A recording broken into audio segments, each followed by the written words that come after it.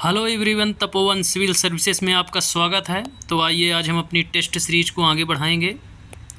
ये जो test series चल रही है तो इसमें आप ज़्यादा से ज़्यादा लोग पार्टिसिपेट हों, आप लोग शेयर करिए और ज़्यादा से ज़्यादा लोगों को जोड़िए।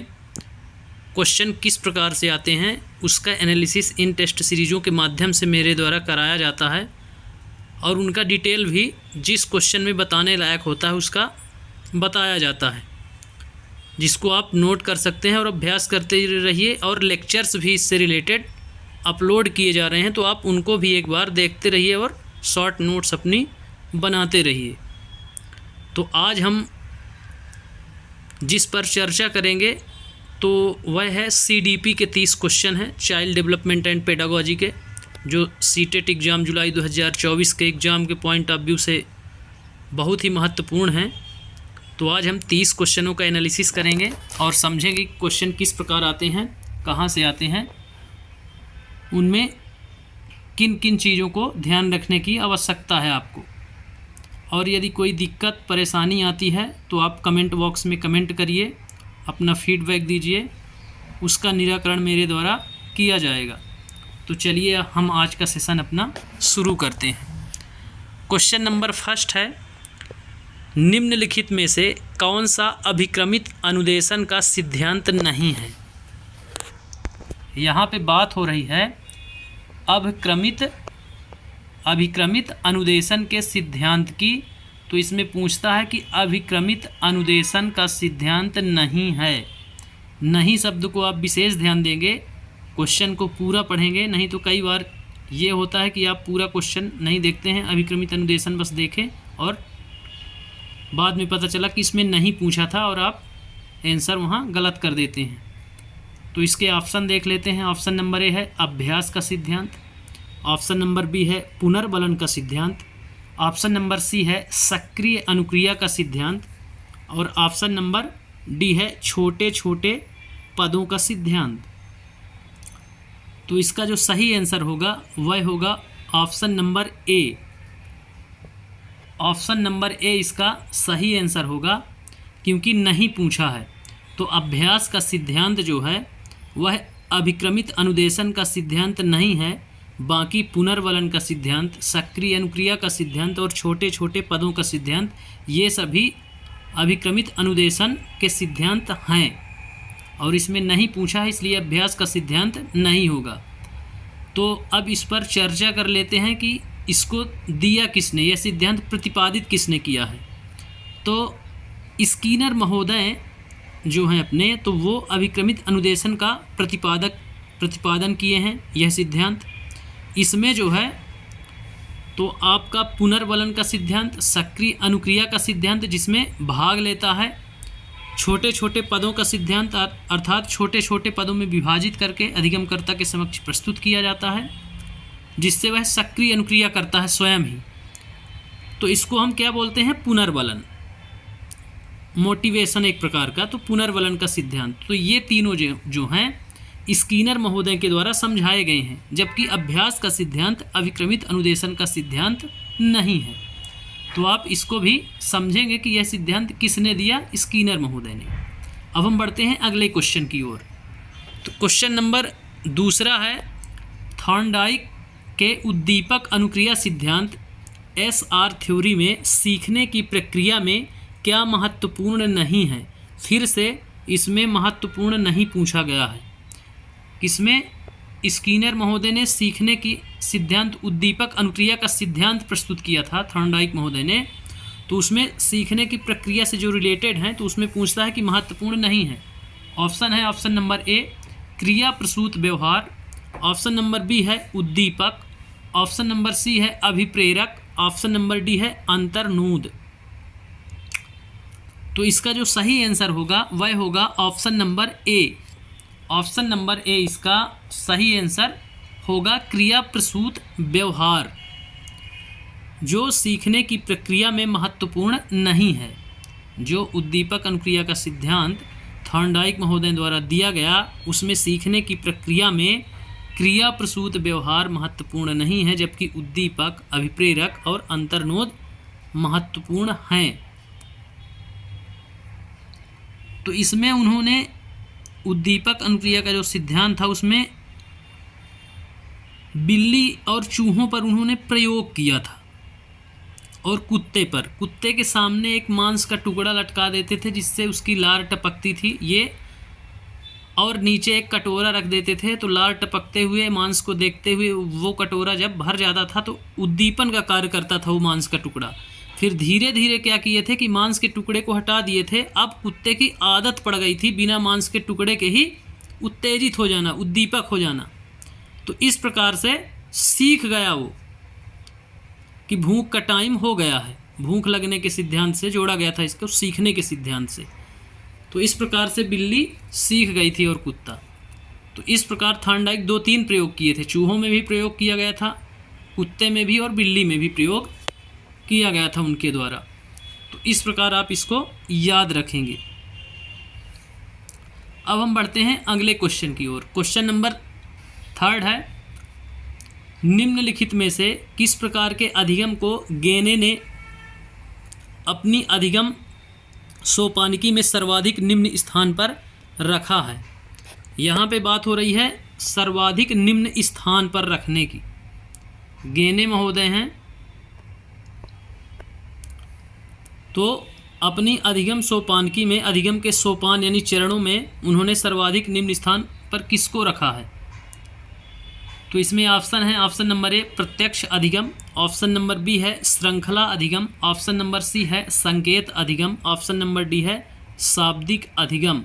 इनमें सबसे निम्न स्थान पर कौन सा रखा गया है गेने महोदय के द्वारा। तो इसका जो सही आंसर होगा वह होगा ऑप्शन नंबर सी संकेत अधिगम। ऑप्शन नंबर सी इसका सही आंसर होगा संकेत अधिगम। रॉबर्ट एस गेने ने अपने सोपान में यानी पदानुक्रम अधिगम की अपने पदानुक्रम व्यवस्था या चरण कहिए या सोपान कहिए तो सर्वाधिक उच्च स्थान दिया है इसमें समस्या समाधान के लिए इस अधिगम में, जबकि संकेत अधिगम को सर्वाधिक निम्न स्थान दिया है। तो इसको आप याद रखेंगे कि सर्वाधिक निम्न स्थान संकेत अधिगम को उन्होंने दिया है। तो इसका सही आंसर होगा ऑप्शन नंबर सी। अब हम बढ़ते हैं अगले क्वेश्चन की ओर। क्वेश्चन नंबर 4 है, शिक्षण के दौरान आवाज़ में उतार चढ़ाव उदाहरण है। ऑप्शन है ए उद्दीपन परिवर्तन कौशल, ऑप्शन नंबर बी है समापन कौशल, ऑप्शन नंबर सी है पुनर्वलन कौशल और ऑप्शन नंबर डी है प्रस्तावना कौशल। तो आपको यहाँ चूज करना है कि शिक्षण के दौरान आवाज़ में उतार चढ़ाव जो होता है वह किसका उदाहरण है। तो इसका जो सही आंसर होगा वह होगा option number A. Option number A इसका सही आंसर होगा, उद्दीपन परिवर्तन कौशल का ये उदाहरण है, आवाज़ में उतार चढ़ाव शिक्षण के दौरान। अब हम बढ़ेंगे अगले क्वेश्चन की ओर। क्वेश्चन नंबर 5 है, निम्न में से कौन सा संप्रेषण प्रक्रिया का तत्व नहीं है। यहाँ फिर से नहीं शब्द आया है, संप्रेषण प्रक्रिया का तत्व नहीं है। ऑप्शन ए है माध्यम, ऑप्शन बी है पुनर्वलन, ऑप्शन सी है प्रतिपुष्टि, ऑप्शन डी है अंतःक्रिया। तो अब इसमें से चूज करना है कौन सा संप्रेषण प्रक्रिया का तत्व नहीं है। तो इसका जो सही आंसर होगा वह होगा ऑप्शन नंबर बी पुनर्वलन। पुनर्वलन जो है वह संप्रेषण प्रक्रिया का तत्व नहीं है। जैसा कि अभी ऊपर के क्वेश्चनों में बताया गया कि पुनर्वलन सीखने यानी अभ्यास करने के लिए दिया जाता है, जबकि माध्यम कम्युनिकेशन यदि आप करते हैं तो कोई ना कोई माध्यम होगा, शब्द होंगे या शारीरिक चपलता होगी, शारीरिक क्रियाएं होंगी, कोई ना कोई माध्यम आपको अपनाना पड़ेगा। प्रतिपुष्टि के बिना संप्रेषण अधूरा रहता है। प्रतिपुष्टि का यहाँ मतलब ये होता है कि जैसे आपने छात्रों को पढ़ाया और छात्र यदि क्वेश्चन नहीं कर रहे हैं या आपके क्वेश्चन का जवाब नहीं दे पा रहे हैं, तो छात्रों की तरफ से जब कोई जवाब नहीं आता तो आपका पढ़ाना व्यर्थ है, अर्थात कोई प्रतिपुष्टि आपको नहीं मिल रही है। तो इस प्रकार प्रतिपुष्टि के बिना क्या होता है, संप्रेषण प्रक्रिया अधूरी मानी जाती है। और अंतःक्रिया का मतलब होता है कि संप्रेषण दो तरफा होता है, एक तरफा संप्रेषण नहीं होता है, तो दो तरफा होता है। सेंडर और रिसीवर दो होते हैं, उनके बीच जो कम्युनिकेशन होता है उसको बोलते हैं अंतरक्रिया या अंतःक्रिया। अब हम देखेंगे अगला क्वेश्चन, क्वेश्चन नंबर 6। मंदित मना बालकों की शिक्षा हेतु कौन सा उपागम उपयुक्त कहा जा सकता है। यहाँ मंदित मना शब्द का प्रयोग किया गया है बालकों के लिए। मंदित मना बालकों की शिक्षा, मंदबुद्धि बालकों की शिक्षा के लिए कौन सा उपागम उपयुक्त कहा जा सकता है। ऑप्शन है, ऑप्शन नंबर ए वैयक्तिक अनुदेशन, ऑप्शन नंबर बी उच्च स्तरीय पाठ्यचर्या, ऑप्शन नंबर सी संवर्धन उपागम, ऑप्शन नंबर डी त्वरण उपागम। तो इसका जो सही आंसर होगा वह होगा ऑप्शन नंबर ए वैयक्तिक अनुदेशन। ऑप्शन नंबर ए वैयक्तिक अनुदेशन इसका सही आंसर होगा। अब हम बढ़ते हैं अगले क्वेश्चन की ओर। क्वेश्चन नंबर 7 है, निम्न में से कौन सा कथन सत्य नहीं है। फिर से यहाँ नहीं का जिक्र आया है, इनमें से कौन सा कथन सत्य नहीं है। ऑप्शन है, ऑप्शन नंबर ए सीखना व्यवहार परिवर्तन की एक प्रक्रिया है, ऑप्शन नंबर बी है शिक्षा एक लक्ष्य उन्मुख प्रक्रिया है, ऑप्शन नंबर सी है विकास एक मात्रात्मक प्रक्रिया है, ऑप्शन नंबर डी है वृद्धि एक जैविक प्रक्रिया है। तो इसका सही आंसर जो होगा वह होगा ऑप्शन नंबर सी विकास एक मात्रात्मक प्रक्रिया है। विकास एक मात्रात्मक प्रक्रिया है, इसका सही आंसर ऑप्शन नंबर सी विकास एक मात्रात्मक प्रक्रिया है। यह कथन सत्य नहीं है, क्योंकि विकास क्या है, जीवन पर्यंत चलने वाली प्रक्रिया है जो गर्भधारण से लेकर के मृत्यु पर्यंत तक चलती रहती है। और विकास शब्द का जो प्रयोग है वो परिमाणात्मक परिवर्तनों के साथ गुणात्मक परिवर्तनों से है।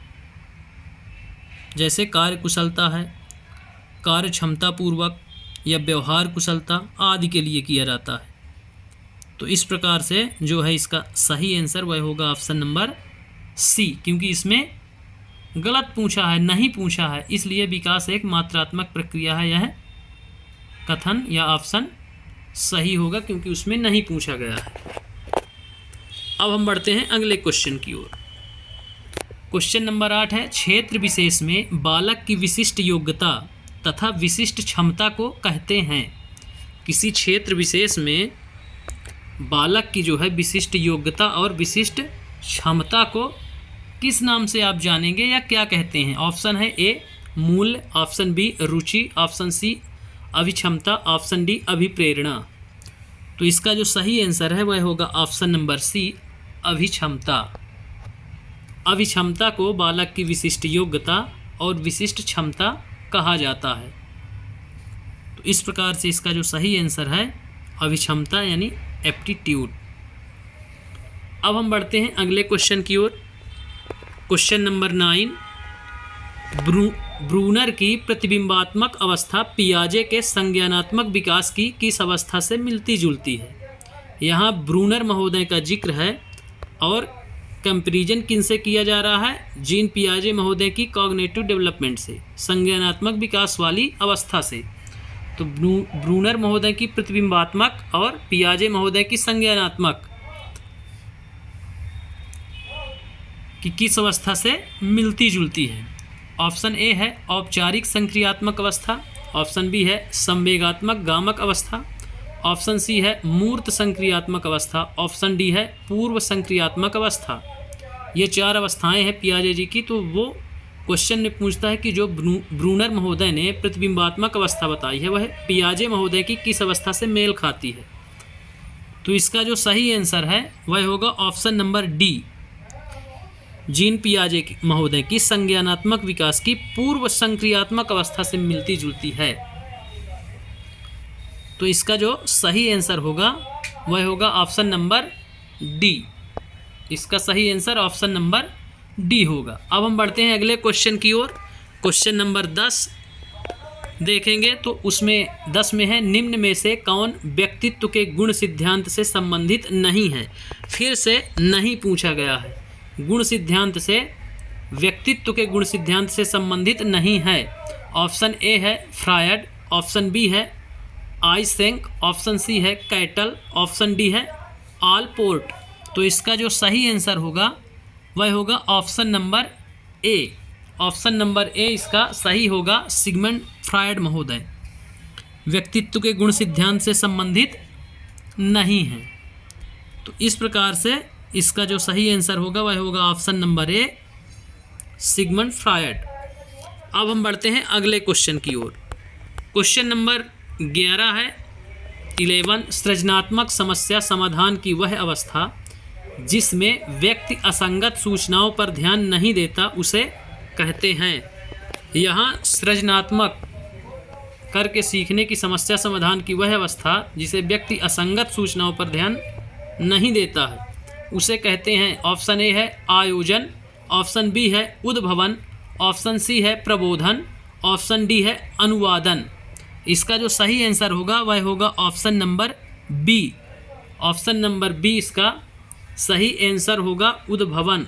ऑप्शन नंबर बी इसका सही आंसर होगा। तो अब हम बढ़ते हैं अगले क्वेश्चन की ओर। क्वेश्चन नंबर 12 है बोली जाने वाली भाषा की सबसे छोटी इकाई है। इसमें जिक्र है कि बोली जाने वाली यदि भाषा है उसकी सबसे छोटी इकाई क्या होगी। ऑप्शन है ए अर्थ विज्ञान, ऑप्शन बी वाक्य विन्यास, ऑप्शन सी ध्वनि ग्राम, ऑप्शन डी है रूप ग्राम। तो बोले जाने वाली जो भाषा है उसकी सबसे छोटी इकाई क्या होगी इनमें से। तो इसका जो सही आंसर होगा वह होगा option number C. Option number C अर्थात ध्वनि ग्राम। जब आप बोलते हैं तो ध्वनि उत्पन्न होती है, उसको हम सबसे छोटी इकाई भाषा की बोलते हैं, इसलिए इसका सही आंसर ऑप्शन नंबर सी ध्वनि ग्राम होगा। अब हम बढ़ते हैं अगले क्वेश्चन की ओर। क्वेश्चन नंबर 13, निम्न में से किस प्रश्न द्वारा सृजनात्मक चिंतन को सर्वाधिक अच्छे ढंग से अनुमानित किया जा सकता है। यहाँ सृजनात्मक चिंतन की बात हो रही है और उसके अनुमान की। तो इन कथनों में से कौन सर्वाधिक अच्छे ढंग से उसको अनुमानित कर सकता है। तो ऑप्शन सुनिए, ऑप्शन ए है इसे कौन बता सकता है, ऑप्शन बी है इसे कितने भिन्न तरीकों से हल किया जा सकता है, ऑप्शन सी है क्या आप इसका उत्तर बता सकते हैं, ऑप्शन डी है सही उत्तर बताएं। तो सृजनात्मक चिंतन में जो सर्वाधिक अच्छे ढंग से अनुमानित किया जा सकता है इसका जो सही आंसर होगा वह होगा option number B. Option number B इसे कितने भिन्न तरीकों से हल किया जा सकता है, यह सबसे अनुमानित करने का अच्छा ढंग होगा। विविधता हमेशा विशिष्ट मानी जाती है, तो भिन्न भिन्न तरीके अर्थात विविधता है उसमें हल करने के लिए, इसलिए ऑप्शन नंबर बी इसका सही आंसर होगा। अब हम बढ़ते हैं अगले क्वेश्चन की ओर। क्वेश्चन नंबर 14 है सूक्ष्म शिक्षण है। ऑप्शन है ऑप्शन नंबर ए मूल्यांकन शिक्षण, ऑप्शन नंबर बी प्रभावशाली शिक्षण, ऑप्शन नंबर सी है अवश्रेणीयन शिक्षण, ऑप्शन नंबर डी है वास्तविक शिक्षण। तो यहाँ चर्चा हो रही है सूक्ष्म शिक्षण की, तो इसका जो सही आंसर होगा वह होगा option number B. Option number B प्रभावशाली शिक्षण ही सूक्ष्म शिक्षण है। यदि आपका शिक्षण प्रभावशाली नहीं है तो वह सूक्ष्म शिक्षण नहीं माना जाएगा, वो नॉर्मल शिक्षण मान लिया जाएगा। तो प्रभावशाली शिक्षण इसका सही आंसर होगा। अब हम बढ़ते हैं अगले क्वेश्चन की ओर। क्वेश्चन नंबर 15 है सुमेलित करना है सूची 1-2 को। इसमें सूची 1 में ए में है हल, वहीं सूची 2 में 1 में है आवश्यकता सिद्धांत, फिर है बी में मैकडूगल, और इधर सूची 2 में सेकंड नंबर पर है मूल प्रवृत्ति सिद्धांत, फिर सूची 1 का सी है फ्रायड, और सूची सेकंड का तीसरा है मनोविश्लेषण सिद्धांत। सूची 1 में डी मैस्लो महोदय का नाम है, और सूची सेकंड में जो चौथा ऑप्शन है वह है प्रणोद अवकलन सिद्धांत। तो इसमें 4 मनोवैज्ञानिकों के नाम और उनके द्वारा प्रतिपादित सिद्धांतों के नाम दिए गए हैं। उनमें आपको चूज करना है कौन सा सिद्धांत किस मनोवैज्ञानिक द्वारा प्रतिपादित किया गया।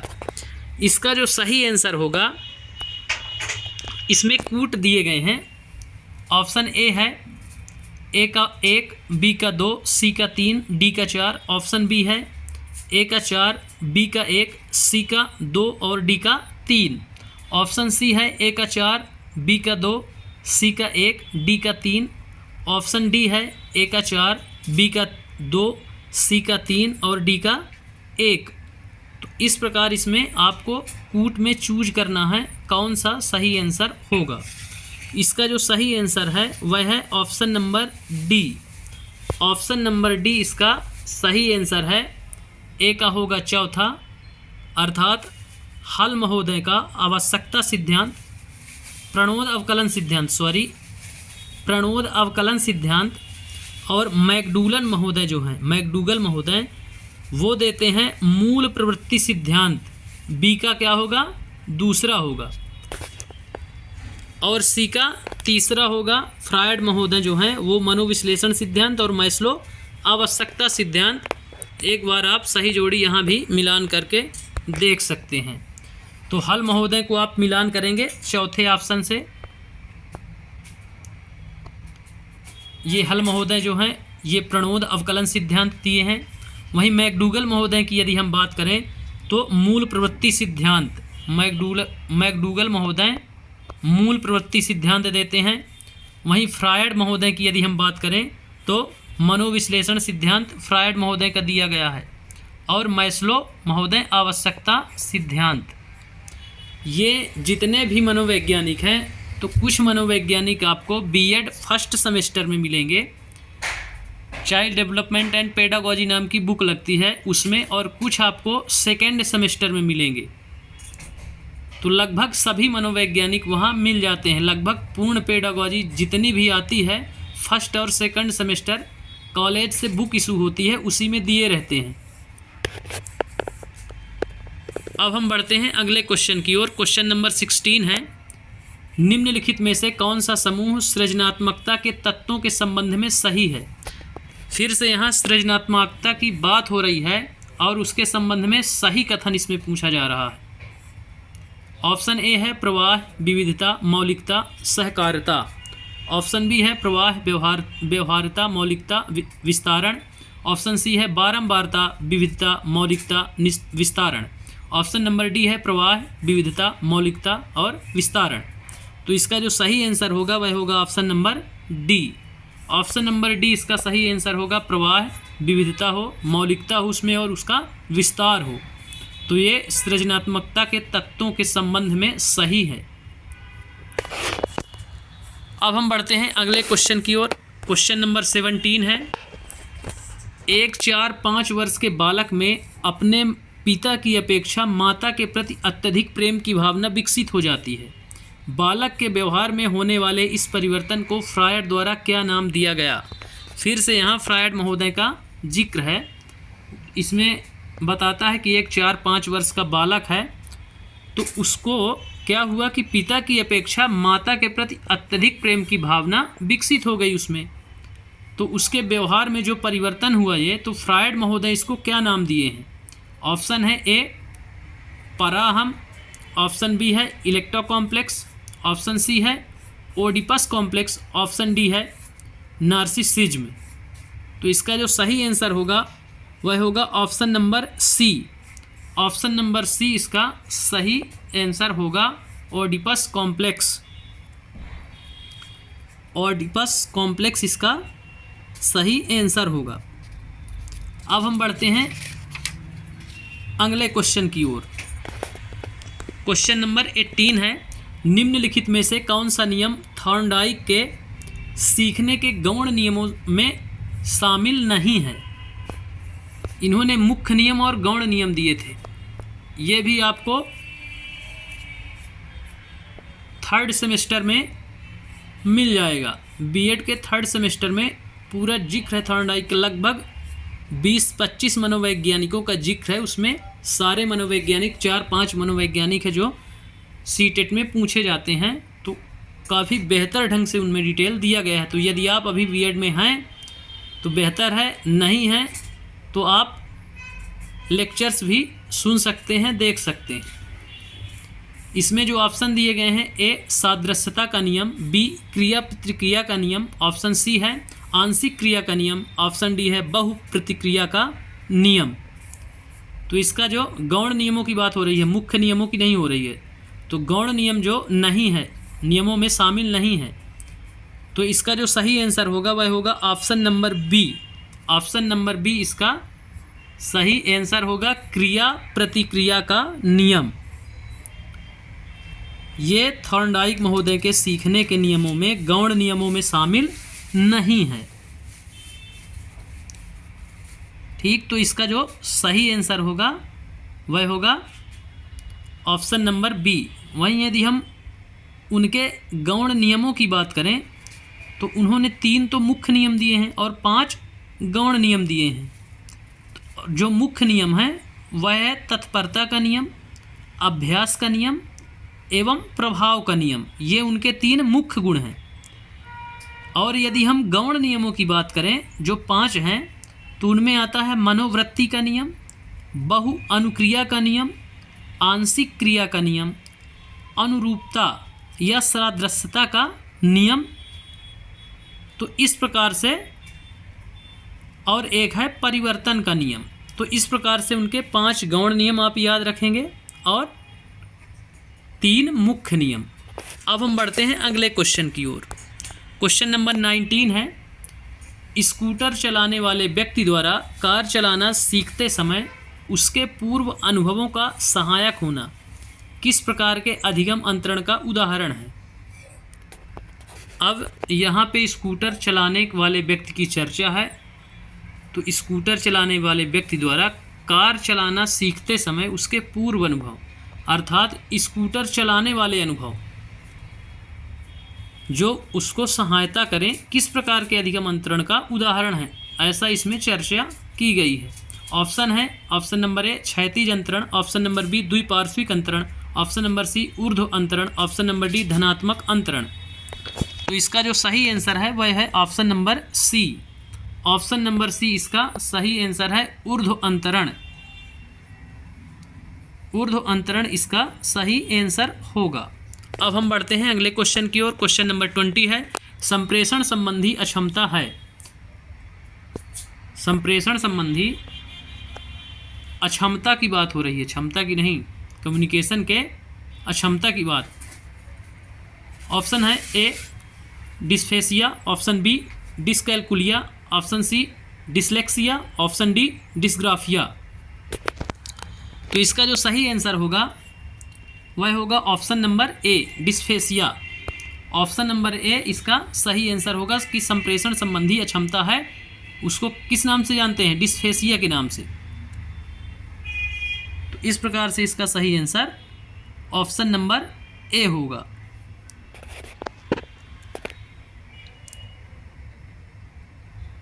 वहीं डिसलेक्सिया की यदि बात करें तो पढ़ने लिखने की अक्षमता को बोलते हैं, और डिस्कैलकुलिया विकार को क्या करते हैं, गणना संबंधी जो विकार, कैलकुलेशन संबंधी जो होते हैं उसको डिस्कैलकुलिया, कैलकुलिया से आप पकड़ सकते हैं कि कैलकुलेट करने में, गणना करने में उसको दिक्कत जाती है तो उसको डिस्कैलकुलिया बोलते हैं। वहीं लेखन संबंधी यदि विकास में दिक्कत आती है तो उसको डिस्ग्राफिया। पैराग्राफ इससे जोड़ दें तो आपको समझ में आ जाएगा, ये ट्रिक है, पैराग्राफ जोड़ करके डिस्ग्राफिया को आप जोड़ सकते हैं। ग्राफ है उसमें, तो ग्राफ किस में काम आता है, लेखन शैली में, इसलिए आप इनको ट्रिक के माध्यम से भी जोड़ सकते हैं। अब हम बढ़ते हैं अगले क्वेश्चन की ओर। क्वेश्चन नंबर 21 है, निम्न में से कौन सी शिक्षण विधि प्रजातांत्रिक नहीं है। यहाँ शिक्षण विधियों की बात हो रही है और प्रजातांत्रिक नहीं है। ऑप्शन ए है प्रोजेक्ट विधि, ऑप्शन बी है सामूहिक परिचर्चा, ऑप्शन सी है व्याख्यान विधि, ऑप्शन डी है सहभागी विधि। इसका जो सही आंसर होगा वह होगा option number C. Option number C इसका सही आंसर होगा, व्याख्यान विधि। इसका जो सही आंसर होगा वह होगा ऑप्शन नंबर सी।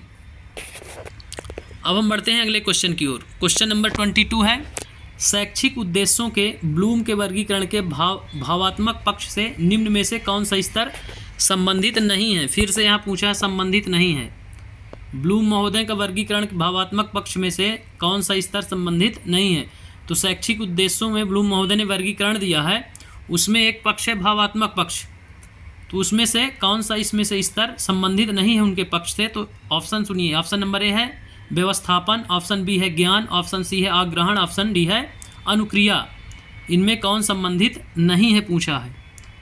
तो इसका जो सही आंसर है वह है option number B. Option number B, ज्ञान संबंधित नहीं है, उनके भावात्मक पक्ष से ज्ञान संबंधित नहीं है।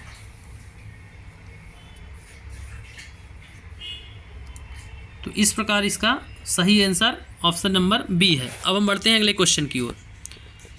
क्वेश्चन नंबर 23 है, निम्न में से कौन सा शिक्षण का स्तर नहीं है? ऑप्शन है, ऑप्शन नंबर ए परावर्ती स्तर, ऑप्शन बी अवबोध स्तर, ऑप्शन सी है स्मृति स्तर, ऑप्शन डी है अभिप्रेरणा स्तर। तो इसमें क्वेश्चन पूछता है शिक्षण का स्तर नहीं है, तो आपको बताना है इसमें जो सही आंसर है कौन सा होगा। इसका जो सही आंसर होगा वह होगा ऑप्शन नंबर डी, अभिप्रेरणा स्तर। अभिप्रेरणा स्तर जो है वह शिक्षण का स्तर नहीं है, जबकि परावर्ती स्तर, अवबोध स्तर और स्मृति स्तर ये तीनों स्तर हैं। ये शिक्षण के 3 स्तर हैं, जबकि अभिप्रेरणा स्तर नहीं है शिक्षण का। वो पुनर्वलन में आ सकता है, अभिप्रेरणा जो है वो पुनर्वलन में आता है। अब हम बढ़ते हैं अगले क्वेश्चन की ओर। क्वेश्चन नंबर 24 है, अधिगम प्रक्रिया उद्दीपन एवं डैश के बीच की संगति है। ऑप्शन है, ऑप्शन ए पूर्व अनुभव, ऑप्शन बी पशु, ऑप्शन सी अनुक्रिया, ऑप्शन डी व्यवहार। तो इसमें बात हो रही है अधिगम प्रक्रिया के उद्दीपन की। तो अधिगम प्रक्रिया उद्दीपन एवं डैश के बीच संगति है। दोनों के बीच में इनमें से जो ऑप्शन है इनमें से और कौन सी चीज़ है जिसमें से संगति हो दोनों में, अधिगम की प्रक्रिया उद्दीपन में और इन ऑप्शन में से आपको बताना है। तो इसका जो सही आंसर होगा वह होगा option number C. Option number C, अधिगम प्रक्रिया उद्दीपन एवं अनुक्रिया के बीच की संगति है। तो इस प्रकार से इसका सही आंसर ऑप्शन नंबर सी होगा। अब हम बढ़ते हैं अगले क्वेश्चन की ओर। क्वेश्चन नंबर 25, निम्न में से कौन सी शिक्षण विधि प्रगतिवादी सिद्धांतों पर आधारित है? यहाँ पे शिक्षण के प्रगतिवादी सिद्धांत की चर्चा हो रही है। ऑप्शन है ए आगमन, ऑप्शन बी निगमन, ऑप्शन सी प्रश्नोत्तर, ऑप्शन डी है समस्या समाधान विधि। ये 4 विधियाँ दी गई हैं। अब आपको बताना है कि प्रगतिवादी सिद्धांत पर आधारित ना हो जो विधि। तो इसका जो सही आंसर होगा वह होगा option number D. Option number D, समस्या समाधान विधि जो है वह शिक्षण विधि की प्रगतिवादी सिद्धांतों पर आधारित है। तो इस प्रकार से इसका सही आंसर ऑप्शन नंबर डी है। अब हम बढ़ते हैं अगले क्वेश्चन की ओर। क्वेश्चन नंबर 26, निम्नांकित में से कौन सा समस्या समाधान में बाधक नहीं है? समस्या के समाधान में बाधक नहीं है पूछा गया है। ऑप्शन है ए सूझ, ऑप्शन बी नकारात्मक मानसिक वृत्ति, ऑप्शन सी है चिंता, ऑप्शन डी है भगनासा। तो इसका सही आंसर जो होगा वह होगा option number A. Option number A इसका सही आंसर होगा, क्योंकि बाधक नहीं है, यह सहायक है। समस्या समाधान में बाधक नहीं है, बल्कि सूझबूझ क्या होती है, सहायक होती है। आप किसी भी समस्या को बोलते हैं कि बड़ी सूझबूझ से हल करना इसको, तो ये बाधक ना होके सहायक है। तो इस प्रकार से इसका सही आंसर होगा ऑप्शन ए। अब हम बढ़ते हैं अगले क्वेश्चन की ओर। क्वेश्चन नंबर 27 है, निम्न में से कौन सा एक संवेग है? यहाँ संवेग की बात हो रही है। ऑप्शन ए है उद्दीपक, ऑप्शन बी है ध्यान, ऑप्शन सी है आमोद, ऑप्शन डी है स्मृति। अब आपको बताना है इनमें से एक कौन सा संवेग है। तो इसका जो सही आंसर होगा वह होगा ऑप्शन नंबर सी, आमोद। आमोद एक प्रकार का क्या है, एक संवेग है। इसका जो सही आंसर होगा वह होगा आमोद।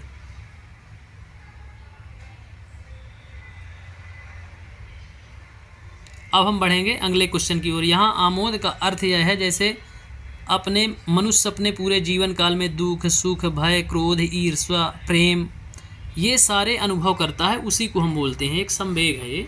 आमोद इसका आंसर होगा। अब हम बढ़ते हैं अगले क्वेश्चन की ओर। क्वेश्चन नंबर 28 है, FIACS के साथ मूल रूप से कौन संबंधित है? FIACS के साथ मूल रूप से इनमें से कौन संबंधित है?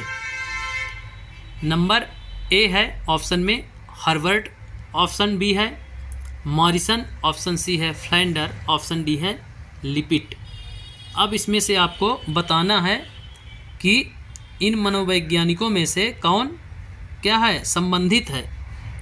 इसमें मूल रूप से संबंधित पूछ रखा है, तो इसका जो सही आंसर है वह है ऑप्शन नंबर सी।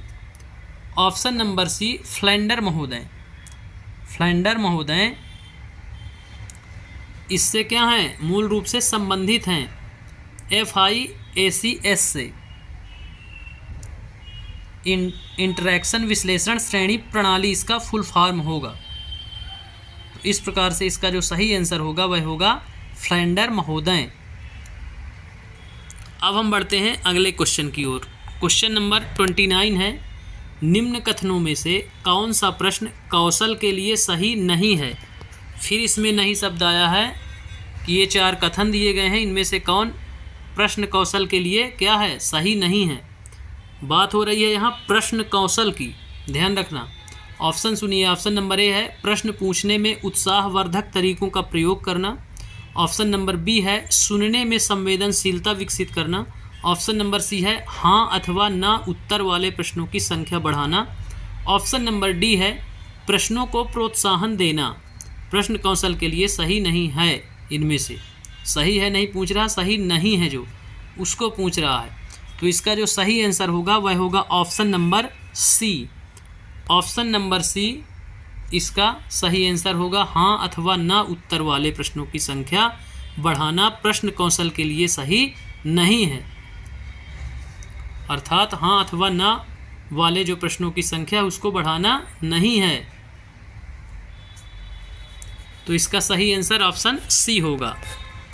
अब हम बढ़ते हैं आज के सेशन के लास्ट क्वेश्चन की ओर। आज के सेशन का CDP का लास्ट क्वेश्चन है, क्वेश्चन नंबर 30।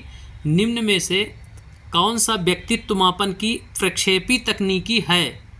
आपको यहाँ व्यक्तित्व मापन की प्रक्षेपी तकनीक बताना है, इनमें से कौन सी है।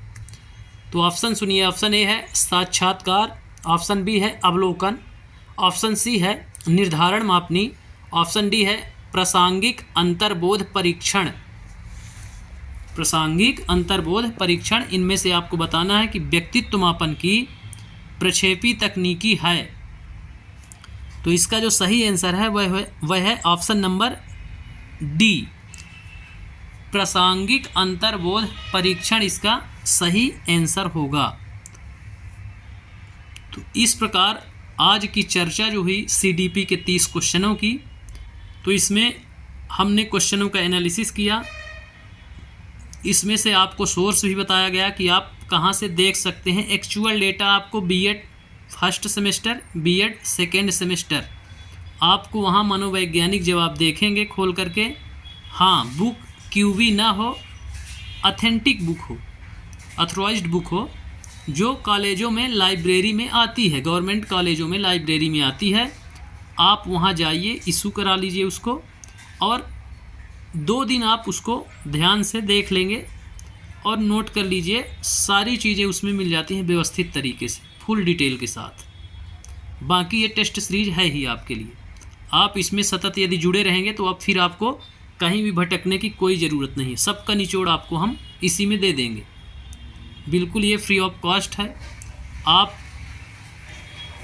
ज़्यादा से ज़्यादा लोगों को इसको शेयर करें और जोड़ें, जिससे सभी तक ये वीडियो पहुँचे और उनकी भी सहायता हो, जिससे जो बार बार सीटेट में रुक रहे हैं 1-2 नंबर से, वो क्वालिफाई हो जाएं बेहतर ढंग से। क्योंकि लेक्चर्स भी इसमें 60 क्वेश्चन जो हैं आपके SST के, वो एक भी बाहर नहीं जाएंगे। जिस दिन पेपर होगा उसके बाद आप देखेंगे कि एक भी क्वेश्चन आपका मेरे लेक्चर्स से बाहर नहीं आएगा। ये मैं बार बार आपको बता रहा हूँ। इसलिए आप लोग ज़्यादा से ज़्यादा इसको शेयर करें, लाइक करें और कमेंट करें और जोड़ें ज़्यादा से ज़्यादा लोगों को। इसी के साथ धन्यवाद। कल फिर होगी मुलाकात।